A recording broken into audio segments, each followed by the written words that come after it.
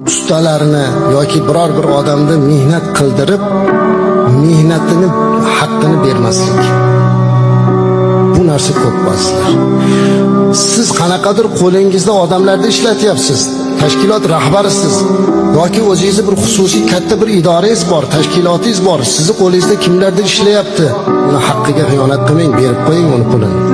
Ba'zilar oyligini so'rasa jahl chiqadi. Sabr qiling deydi. Kelib, xo'jayin, biz oyligimizni bermayapsiz. 2 oy bo'lib ketdi, oyligimiz va sabr qil deydi. Birodar, uni olayotgan oyligi sizga hech narsa bo'lmasligi mumkin. Siz yeganingiz oldingizda, yemaganingiz ketingizda ham yo'q, lekin u bechora butun oilasi bilan shu oylikka qarab o'tiribdi.